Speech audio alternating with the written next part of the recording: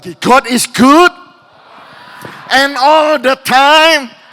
Mau mengajarkan saudara dan saya apapun yang terjadi dalam hidup kita. Kita ada di atas gunung atau kita ada di lembah. Kita ada dalam musim kering atau musim hujan atau musim panas. Kita mau berkata God is good. Tuhan itu baik. Sama-sama katakan amin dan tepuk tangan sekali lagi bagi Tuhan kita. Oh haleluya, haleluya, haleluya. Saya bersyukur kepada Tuhan punya kesempatan bisa ada di Indonesia, di kota Jakarta. Tetapi saya paling bersyukur karena di Jakarta saya datang di gereja paling favorit, JCC Cijantung. Haleluya, haleluya. Saya mau berterima kasih banyak kepada Bapak Gembala dan Ibu Gembala, Pak Albert dengan Ibu Intan yang sudah memberikan kesempatan buat saya melayani di tempat ini. Sebetulnya jadwal saya sama seperti tahun-tahun berikutnya, selalu di minggu kedua bulan Mei di Mother's Day acara di Australia. Tetapi karena ada acara jadi saya ada di Jakarta, dikasih kesempatan melayani semua saudara. Dan saya mau berkata kepada saudara, saya berkenalan bersahabat, bersaudara dengan gembala saudara sudah berpuluh-puluh tahun saudaraku. Dan saya mau katakan kepada saudara jemaat, saudara sangat diberkati punya pemimpin kayak Pak Albert. Haleluya. Aplausnya itu harus lebih kuat dari itu saudara-saudaraku. Bukankah Alkitab mengajarkan kepada kita bahwa pemimpin kita penatua yang memimpin dengan baik harus dihormati 2 kali lipat saudara-saudaraku, ya toh, terutama bagi mereka yang mengajar dan berkhotbah. Saudara-saudaraku, saya bukan orang baru di JCC, saya kesini khotbah di tempat ini ya Pak Albert ya sudah puluhan tahun yang lalu di zaman gereja gedek, zaman gereja dari kayu di bawah situ saudara-saudara ya. Kemudian pernah naik ke tempat ini belum jadi, saudara-saudaraku nggak punya duit, saudara waktu itu Bapak Gembala, kita cuma bisa mengangkat batu, kita berdoa di tempat ini saudara, dan akhirnya sudah jadi. Setiap tahun saya datang ke JCC, gereja ini tambah berkembang, tambah besar, dan saya mau berkata JCC engkau siap-siap karena engkau belum melihat yang lebih besar lagi saudaraku. The best is yet to come. Tuhan akan memberkati saudara lebih daripada ini. Luar biasa. Tadi saya jalan saudaraku kaget. Saudara. Ternyata bannernya JCC di mana-mana. Saudara-saudara. Sepanjang jalan JCC saudara-saudara. Saya tahu saudara mengambil keputusan tidak salah. Untuk ada di gereja ini. Untuk beribadah di gereja ini saudaraku. Gembala saudara ini luar biasa. Ini saya enggak janjian sama Pak Albert saudaraku, dan beliau juga enggak tahu saya bakal ngomong ini. 2 minggu yang lalu beliau berkhotbah di gereja kami di Bethany di kota Sydney di Australia saudaraku. Puji Tuhan, Joey katanya mau pindah Sydney. Oh puji Tuhan, haleluya, haleluya, puji Tuhan. Nah saudaraku, beliau berkhotbah, gembala saudara berkhotbah di kota Sydney. Saya enggak tahu saudaraku, jadi minggu yang kemarin pada saya berkhotbah, saudaraku, jemaat kami Pak Simon dengan Ibu Maria datang. Pak Hanan tolong sampaikan kepada Pak Albert. Karena Pak Albert ini dahsyat dipakai Tuhan. Ketika beliau berkhotbah di minggu sore, beliau berkata api Tuhan terjadi. Api Tuhan. Oh, saya merasakan ada asap katanya. Saya sampai tanya kepada istri saya, ini asap datang dari mana? Rasanya seperti api, dan Tuhan berbicara, tolong Pak Hanan sampaikan kepada Pak Albert bahwa Pak Albert dan gerejanya akan dipakai Tuhan lebih, akan melihat lawatan api Roh Kudus semakin dahsyat. Oh haleluya, dahsyat, haleluya. Jadi kapan jadwalnya ke Sydney lagi? Haleluya, amin, puji Tuhan. Bapak Ibu, hari ini adalah hari Minggu Palem. Saudaraku, hari ini saya mau berkhotbah dengan satu judul, keledai yang diperlukan oleh Tuhan. Buka bersama dengan saya Matius pasal yang ke-21. Yesus dielu-elukan di Yerusalem. Kita akan melihat ayat nomor 1 sampai ayat nomor 9. Ayat yang pertama. Ketika Yesus dan murid-muridnya telah dekat Yerusalem dan tiba di Betfage yang terletak di Bukit Zaitun, Yesus menyuruh 2 orang muridnya dengan pesan, pergilah ke kampung yang di depanmu itu, Dan di situ kamu akan segera menemukan seekor keledai betina tertambat dan anaknya ada di dekatnya. Lepaskanlah keledai itu dan bawalah keduanya kepadaku. Perhatikan ayat yang ketiga. Dan jikalau ada orang menegur kamu, katakanlah Tuhan memerlukannya. Semua berkata Tuhan memerlukannya. Oh haleluya, dari situlah saya memberi judul keledai yang diperlukan Tuhan. Saya lanjutkan, ia akan segera mengembalikannya, ayat yang keempat, hal itu terjadi supaya genaplah yang disampaikan oleh Nabi. Nabi siapa saudaraku? Nabi Zakaria. Yang menuliskan saudaraku 520 tahun sebelum peristiwa ini terjadi. 520 BC saudara-saudara. Katakanlah kepada putri Sion, lihat rajamu datang kepadamu. Ia lemah lembut dan mengendarai seekor keledai. Seekor keledai beban yang muda. Semua berkata seekor keledai beban yang muda. Katakan amin. Ayat yang ke-6, maka pergilah murid-murid itu dan berbuat seperti yang ditugaskan Yesus kepada mereka. Mereka membawa keledai betina itu bersama anaknya, lalu mengalasinya dengan pakaian mereka dan Yesus pun naik ke atasnya. Orang banyak yang sangat besar jumlahnya menghamparkan pakaiannya di jalan. Ada pula yang memotong ranting-ranting dari pohon-pohon dan menyebarkannya di jalan, dan orang banyak yang berjalan di depan Yesus dan yang mengikutinya dari belakang berseru katanya, Hosana bagi anak Daud, diberkatilah dia yang datang dalam nama Tuhan, Hosana di tempat yang maha tinggi. Semua berkata amin. Bapak, Ibu, dan saudara sekalian, peristiwa Minggu Palem ini adalah peristiwa yang luar biasa. The triumphant entry. Satu kedatangan Tuhan Yesus yang dinyatakan sebagai kemenangan sebab dia mengendarai seekor keledai. Dia masuk Yerusalem, pergi ke Bait Allah, masuk melalui pintu gerbang sebelah timur, the beautiful gate, atau dengan kata lain, pintu gerbang indah. Dia naik seekor keledai, semua orang mengangkat daun palem, melambai-lambaikannya dan berkata, Hosana, Hosana bagi anak Daud, diberkatilah dia yang datang dalam nama Tuhan. Mereka melepaskan pakaian mereka, menghamparkannya di jalan, saudara-saudaraku, sebagai lambang bahwa Yesus adalah Raja. Tetapi yang luar biasa adalah Yesus ternyata datang bukan dengan naik kuda, tetapi dia datang dengan naik keledai. Saya tidak tahu orang Indonesia itu tahu keledai atau tidak, saudara. Tapi saya punya foto tentang keledai di sini, saudaraku. Keledai dengan anak keledai. Haleluya. Keledai dalam nama Yesus.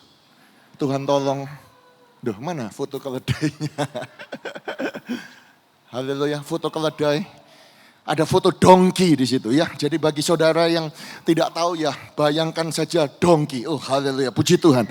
Jadi Bapak, Ibu, dan saudara sekalian, yang saya mau sampaikan kepada saudara, jelas dikatakan ketika engkau ketemu dengan keledai itu, dongki itu, dan ketika kamu melepaskannya, dan ketika orang tanya kenapa kamu ambil keledai itu, engkau harus menjawab, Tuhan memerlukannya.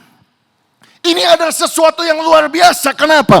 Karena peristiwa Minggu Palem ini, saudaraku, ditulis bukan hanya di Matius, tetapi ada di Markus, ada di Yohanes, ada di Lukas. Dan kalau saudara perhatikan tulisan tadi yang kita baca adalah Matius, tetapi kalau saudara melihat tulisan daripada Markus, saudaraku, jelas dikatakan engkau harus menjawab Tuhan memerlukannya. Kalau saudara melihat tulisan daripada Lukas, bahkan disebut 2 kali Tuhan memerlukannya. Jadi mereka pergi ngambil dongki itu, kemudian ditanya kenapa engkau mengambil keledai itu, Tuhan memerlukannya. Waktu saya baca ayat ini, saudaraku, saya kaget. Saudara tahu kenapa? Karena Tuhan kok memerlukan sesuatu. Aneh loh saudara-saudara. Bukankah saudara membaca perjanjian lama dan perjanjian baru, tidak pernah ditulis Tuhan membutuhkan sesuatu. Hanya muncul dalam peristiwa Minggu Palem ini 4 kali disebutkan Tuhan membutuhkan sesuatu. Kalau manusia perlu sesuatu itu wajar. Saudara dan saya perlu oksigen untuk bernapas. Tuhan gak butuh. Saudara dan saya perlu pakaian. Saudara dan saya perlu rupiah. Saudara dan saya perlu uang. Saudara dan saya perlu makan. Saudara dan saya perlu minum. Saudara dan saya perlu rumah. Kita memerlukan sesuatu. Tetapi Tuhan tidak membutuhkan sesuatu. Tuhan tidak memerlukan sesuatu karena apa? Karena Tuhan yang kita sembah adalah Alfa dan Omega. Dia adalah Tuhan pencipta langit dan bumi. Segala sesuatu ini bisa ada. Alkitab berkata dari tidak ada menjadi ada. Karena firman-Nya. Dialah yang menciptakan segala sesuatu. Itu sebabnya Kisah Para Rasul berkata, Allah yang telah menjadikan bumi dan segala isinya. Ia yang adalah Tuhan atas langit dan bumi. Oh, dia tidak diam di dalam kuil-kuil buatan tangan manusia. Dia tidak perlu dilayani oleh tangan manusia sehingga ia kekurangan apa-apa, sebab dia tidak membutuhkan apa-apa. Dia tidak kekurangan apa-apa karena apa? Karena dialah yang memberikan hidup, karena dialah yang memberikan nafas, karena dialah yang memberikan segala sesuatu kepada semua orang yang percaya. Katakan amin. Yang percaya sorak-sorai untuk kemuliaan Tuhan kita. Dia yang memberikan hidup, dia yang memberikan nafas. Haleluya. Coba saudara nafas sama-sama dengan saya. 1, 2, 3, tarik nafas. Lepas. Sekali lagi. Saudara bisa nafas itu, saudaraku, itu semua karena Tuhan. Amin. Itu sebabnya di ayat lain dikatakan itu sebabnya Yesus Kristus mati dan dibangkitkan pada hari yang ketiga. Supaya dia menjadi Tuhan. Baik atas orang-orang yang hidup maupun Tuhan atas orang-orang yang mati. Sebab baik kita yang hidup maupun kita yang mati, kita adalah milik Tuhan. Karena kita tahu nafas itu datang dari Tuhan. Kalau nafas itu datang dari Tuhan, kenapa saudara masih takut? Kenapa saudara masih khawatir? Itu sebabnya JCC. Jangan takut, jangan khawatir. Hidupmu ada di tangan Tuhan. Sama-sama tepuk tangan bagi kemuliaan Tuhan kita. Oh, haleluya. Jadi Tuhan tidak kekurangan apa-apa. Dia tidak butuh apa-apa. Dia tidak memerlukan apa-apa. Tetapi pelajaran daripada hari Minggu Palem ini, saudara, ternyata Tuhan perlu. Ternyata masih ada yang dibutuhkan Tuhan. Masih ada yang diperlukan Tuhan. Dan ternyata Tuhan perlu pakai keledai. Semua berkata keledai. Bukan kuda, saudara. Bukankah kuda itu adalah lambang kebangsaan? Oh, lambang bangsawan, lambang royalty. Bukankah kuda adalah lambang kemewahan, lambang luxury? Itu sebabnya setiap raja kaisar Romawi, semuanya naik kuda. Itu sebabnya setiap tentara naik kuda. Itu sebabnya saudaraku pada zaman itu kereta berkuda. Raja Fir'aun naik kuda, kereta kuda. Enggak ada yang mau pakai keledai. Enggak mau saudara-saudara. Kenapa? Karena donkey, saudara. Kalau saudara belajar bahasa Inggris, donkey itu saudaraku, itu disinonimkan dengan bodoh, saudara, dengan fool, dengan orang yang stupid, saudara-saudara. Jadi di dalam 12 bahasa di muka bumi ini, semuanya mengacu kepada orang bodoh, orang yang goblok, begitu saudara. Itu akar katanya dari kata keledai. Tetapi saya mau katakan kepada saudara, justru yang bodoh itu, yang keledai itu, yang dibutuhkan dibutuhkan, yang diperlukan oleh Tuhan. Jadi poin saya yang pertama dengan JCC Cijantung, Tuhan hanya bisa memakai orang yang lemah. Artinya orang yang tidak merasa kuat, orang yang tidak bisa mengandalkan dirinya, orang yang merasa tidak bisa berbuat apa-apa. Tetapi justru orang itu yang dipakai oleh Tuhan. Yang percaya katakan amin. Haleluya. Kalau mau tepuk tangan yang meriah bagi Tuhan kita. Haleluya. Itu sebabnya Daud bisa menciptakan sebuah lagu, saudaraku. Saya nggak tahu Pak Albert kapan bisa keluar lagunya dari Mazmur pasal 20. Some trust in chariot, some trust in horses. Orang ini percaya kepada kereta, orang itu percaya kepada kuda. Bahasa Indonesianya orang ini memegahkan kereta, orang itu memegahkan kuda. Tetapi kita bermegah dalam nama Tuhan Allah kita. Oh haleluya. Some trust in horses, some trust in chariot. But we trust in the name of our Lord God. We depend on the Lord our God. We will remember the name of the Lord our God. Oh haleluya. Ayat yang ke-9 berkata mereka rebah dan jatuh. Maksudnya apa? Orang yang mengandalkan kereta, orang yang mengandalkan kuda, mereka rebah dan mereka jatuh. Tetapi orang yang bermegah dalam nama Tuhan bangun berdiri dan tetap tegak. Katakan amin. Haleluya. Duh Pak, kenapa kok percaya kepada kereta, percaya kepada kuda? Zaman dahulu, saudaraku, kalau orang mau perang, saudara-saudaraku, mereka ngitung dulu. Keretamu ada berapa banyak? Kudamu ada berapa banyak? Musuh punya berapa banyak kuda? Karena apa? Kalau kudaku lebih sedikit pasti kalah. Kalau kudaku lebih banyak, oh kita mungkin pasti menang. Jadi zaman dulu saudaraku gak sama seperti zaman sekarang. Zaman sekarang orang menilai dari berapa nuklir, pesawat atau kapal yang kau punya. Hari ini banyak orang bertanya berapa uang yang kau punya. Tapi zaman dahulu mereka gak tanya engkau punya uang banyak apa enggak. Kudamu berapa banyak, keretamu berapa banyak. Itu sebabnya Daud mengerti sebagai raja. Dia punya kuda gak?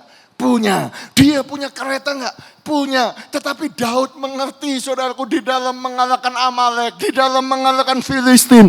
Itu tidak bisa mengandalkan kereta, tidak bisa mengandalkan kuda. Sebab kemenangan bukan datang dari kuda, kemenangan bukan datang dari kereta. Kemenangan hanya datang dalam nama Yesus Kristus Tuhan. Yang percaya katakan amin. Itu sebabnya di dalam Dia kita adalah the overcomer. Kita adalah orang yang lebih daripada pemenang.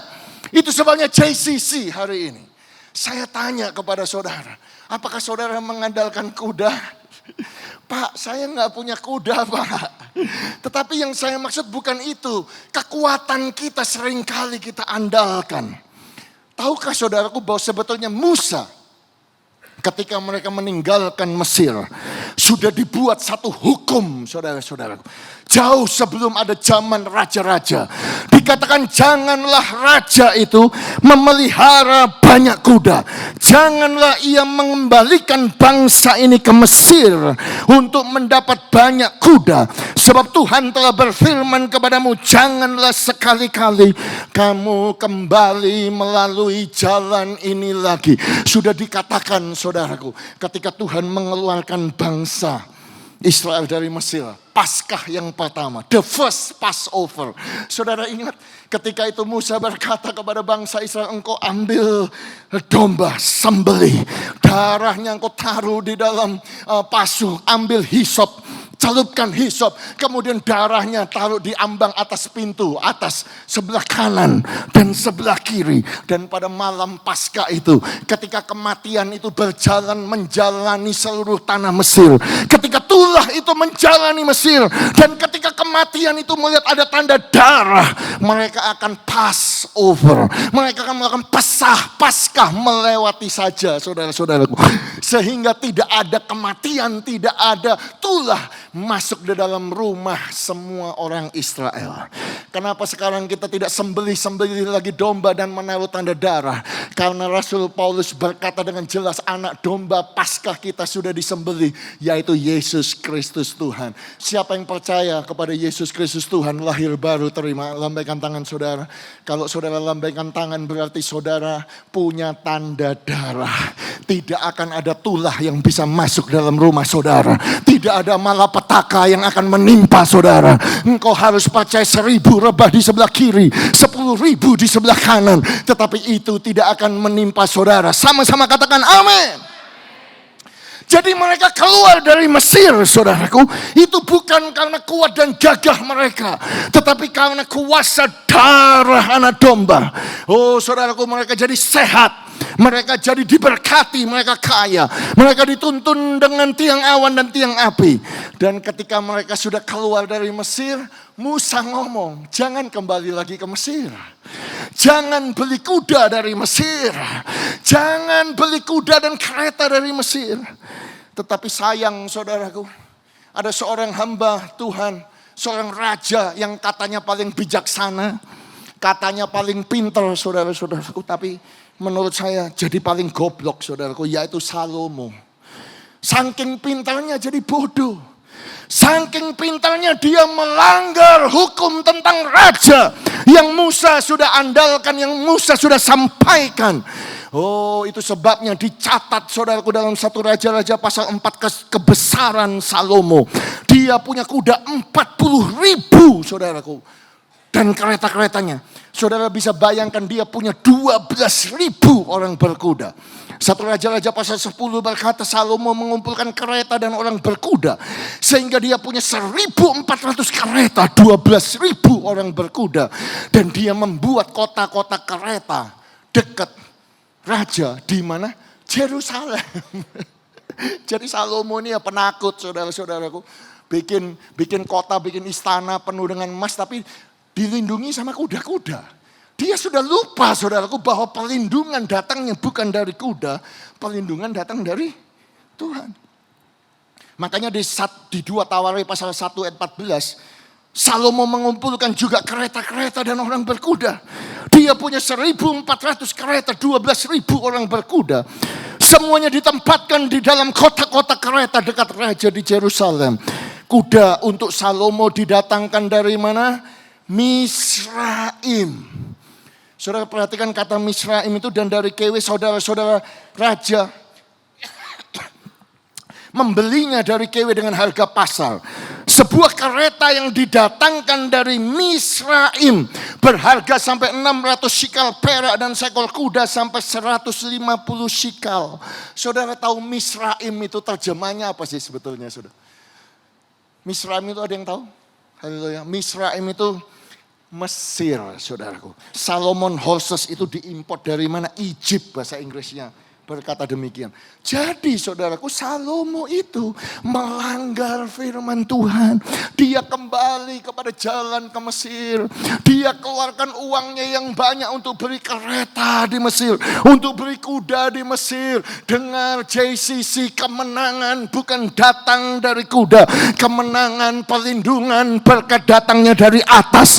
Datangnya dari Bapa segala terang, yang di dalamnya tidak ada pertukaran karena bayangan, yang namanya Yesus Kristus Tuhan. Tepuk tangan yang meriah bagi Tuhan kita. Haleluya. Haleluya.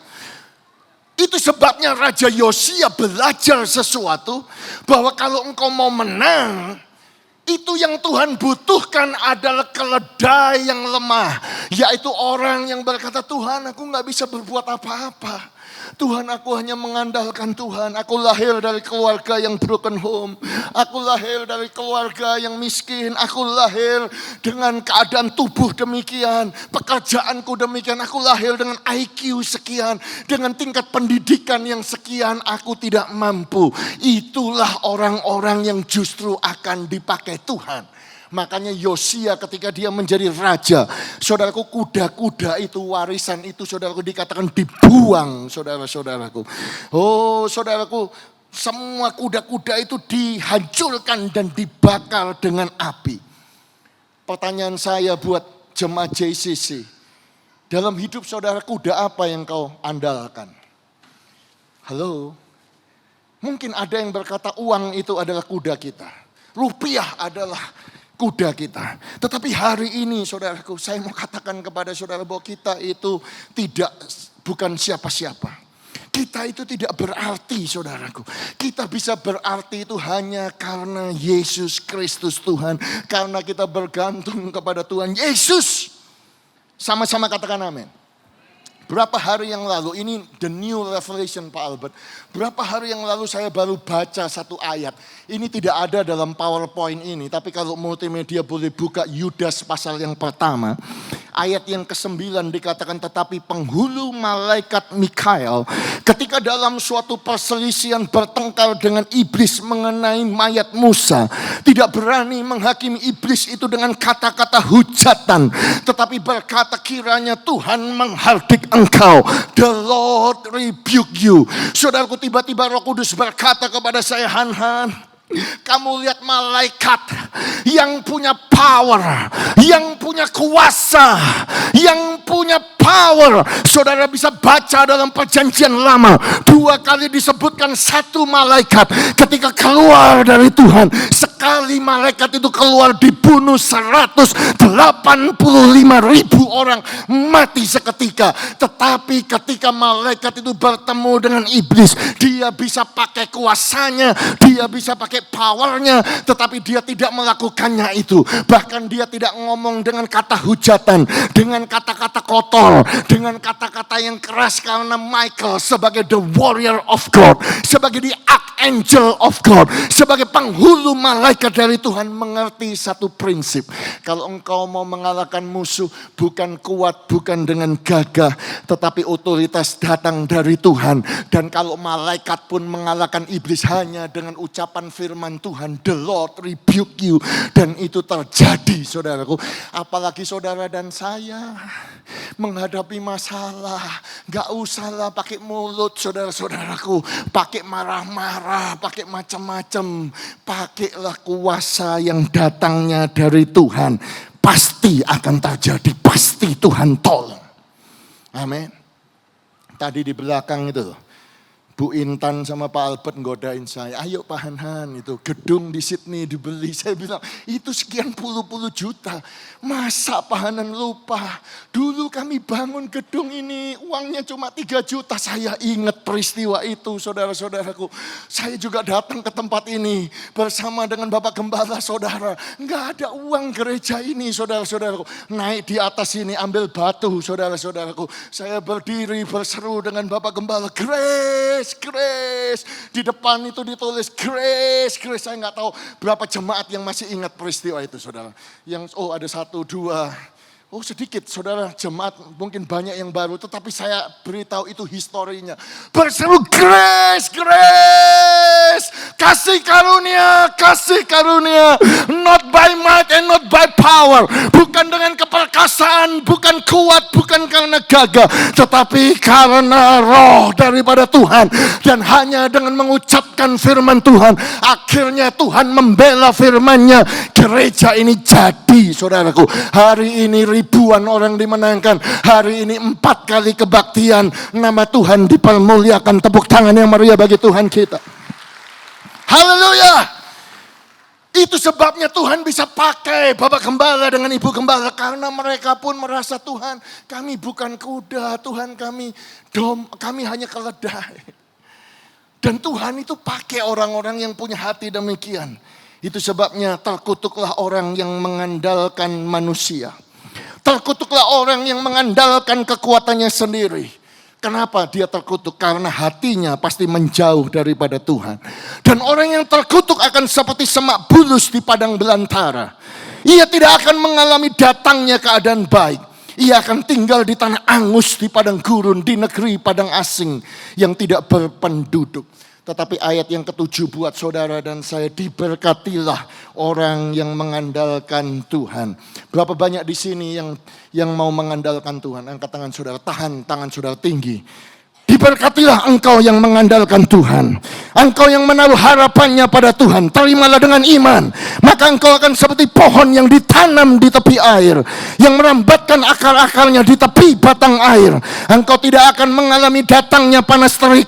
Daunmu tetap hijau. Engkau tidak akan khawatir dalam tahun kering. Engkau tidak akan pernah berhenti menghasilkan buah dalam nama Yesus. Sama-sama katakan amin dan sorak-sorai untuk kemuliaan Tuhan. Haleluya. Haleluya. Haleluya. Haleluya. Jadi Tuhan pakai orang-orang yang merasa lemah, yang mengandalkan Tuhan. Yang kedua, Tuhan memilih orang yang unqualified. Tuhan memilih orang yang tidak berpengalaman. Saudara tahu, kalau saudara baca cerita tentang Minggu Palem ini, saudaraku, dikatakan apa? Keledai muda yang tertambat, yang belum pernah ditunggangi orang. Maksudnya apa, saudara? Gak pengalaman bawa beban, saudaraku.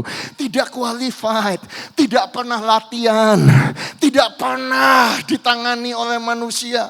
Tetapi justru yang tidak pengalaman itu yang Tuhan pakai. Dengar anak muda, berapa banyak di sini yang usianya 30 tahun ke bawah? 30 tahun ke bawah, angkat tangan saudara tinggi. Haleluya, saya mau lihat. Haleluya, haleluya. Banyak orang berkata, engkau masih muda di bawah 30 tahun, engkau enggak berpengalaman. Tapi hari ini saya mau berkata kepada tinggi anak. Saya mau berkata kepada semua anak-anak muda di sini bahwa Tuhan akan pakai saudara, Tuhan akan mengurapi saudara, dan engkau akan lihat tahun 2025 ini menjadi tahun yang penuh dengan kemuliaan, tahun yang penuh dengan kemenangan. Haleluya. Haleluya. Saudaraku, saya juga sama, saudara-saudaraku. Saya dipanggil Tuhan sejak sangat muda. Saya dulu gak pernah membayangkan saya akan bisa tinggal di luar negeri. Bisa naik pesawat, saudaraku. Tapi waktu saya muda, saudaraku, ada hamba Tuhan berkata, Tuhan akan pakai engkau pergi ke luar negeri. Engkau akan terbang. Saya lihat pesawat, kapan aku bisa naik pesawat, saudara-saudara. Sekarang sampai bosan-bosan naik pesawat, saudara-saudaraku. Saya mau katakan kepada saudara, ya bahasa Inggris saya pun juga pas-pasan. Ya, saya nggak bisa, saya ingat saya dulu sekolah, saudara-saudaraku, ya toh, pakai bikin tesis, ambil S2 waktu itu. Ini saya bicara tahun 1996 ya saudara-saudara. Jadi sudah lama sekali. Jadi jangan kaget ya, memang penampilan kayak usia 30 tapi saya sudah. Jadi saudara-saudaraku, saya ingat waktu saya sekolah, saudara, paper saya, profesor saya berkata, ya toh, saya cuma dikasih pas-pasan, saudara.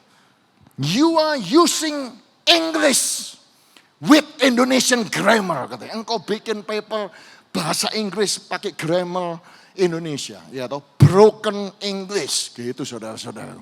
Saya dianggap broken English. Saya mau sampaikan kepada saudara, tahun 2002, 23 tahun yang lalu, saya menjadi gembala gereja berbahasa Inggris di Australia. Saya berkhotbah kepada jemaat, saya berkata, I'm so sorry, my English broken. But I believe Jesus will use my broken English to heal broken heart. Saya bilang, my English is not good, but I guarantee my Jesus is very, very, very, very, very good. Haleluya. Akhirnya gereja itu jadi, saudaraku. Saudaraku, saya kadang-kadang kalau melihat hidup saya tidak pengalaman, tidak bisa berbuat apa-apa.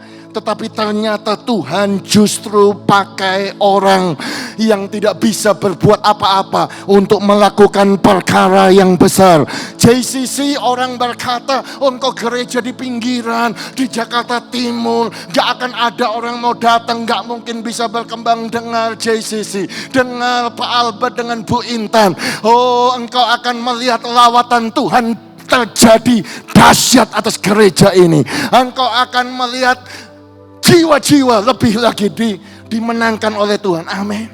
Tuhan bisa pakai engkau semakin hari semakin dahsyat.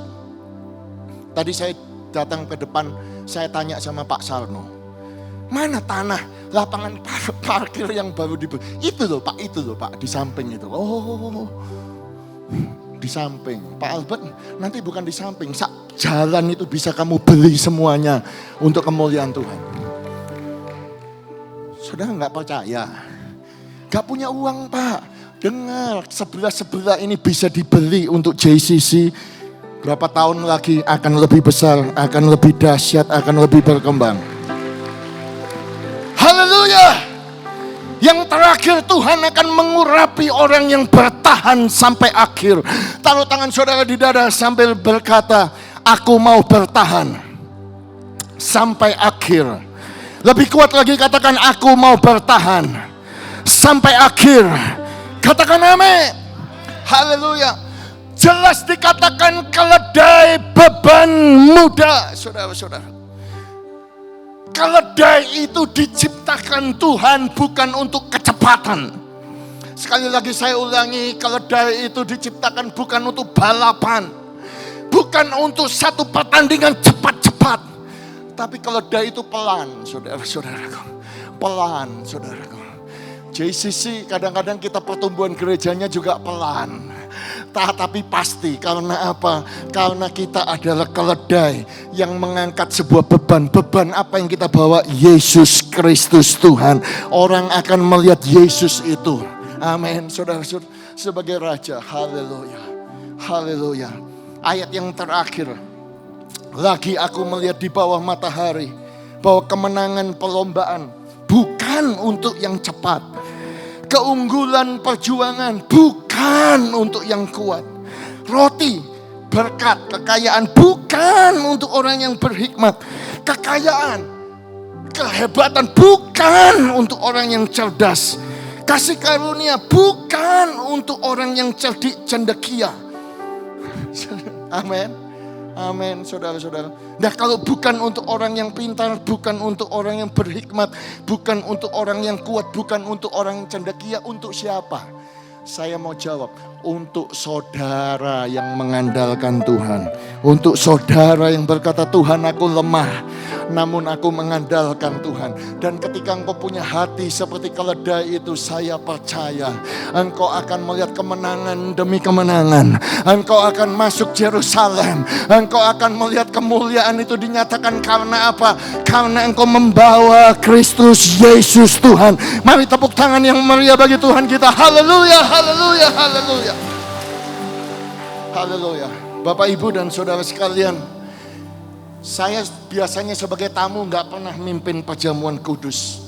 Tetapi hari ini Bapak Gembala minta saya untuk memimpin perjamuan yang kudus. Dan saya mau memulai demikian, saudaraku. Ketika Yesus datang masuk ke Yerusalem, mari kita siapkan hati kita. Dia datang ke Yerusalem, orang berkata supaya dia menjadi raja. Tetapi ternyata tidak. 5 hari kemudian dia mati di atas kayu salib. 5 hari yang akan datang kita akan memperingati Jumat yang agung. Saudaraku, orang kaget kenapa dia harus mati di atas kayu salib. Kenapa dia harus mencucurkan darahnya. Hari ini saya hanya menjawab salah satu saja kepada saudara. Haleluya. Tadi Bapak Gembala ngomong panen, tolong diulangi lagi yang tadi sampaikan yang tadi pagi. Saya rencananya mau ngomong yang lain, tapi karena Bapak Gembala ngomong begitu, saya mau sampaikan yang sama kepada saudara. Saudaraku, di dalam Ibrani pasal 12 di ayat yang ke-24 dikatakan, kepada darah Yesus, darah yang berbicara jauh lebih kuat daripada darah Habel. Oh Pak, banyak orang berkata, Bahan, ternyata darah manusia itu bisa ngomong, bisa berbicara. Saya ngomong jelas, darah itu bisa berbicara dan bisa ngomong. Contohnya apa? Coba saudara ke dokter waktu saudara sakit. Dokter gak akan bisa kasih tahu saudara sakitnya apa sebelum saudara tes darah. Setelah saudara tes darah, keluar laporan darah. Darah itu akan berbicara kepada saudara. Kolesterolmu naik, engkau diabetes, gulanya banyak, tekanan darahmu begini, leukosit kamu, trombosit kamu, dan lain sebagainya. Karena darah manusia itu berbicara kepada kita. Engkau sakit, engkau lemah, engkau gak bisa berbuat apa-apa. Tetapi saya bersyukur oleh pengorbanan Kristus Yesus di atas kayu salib.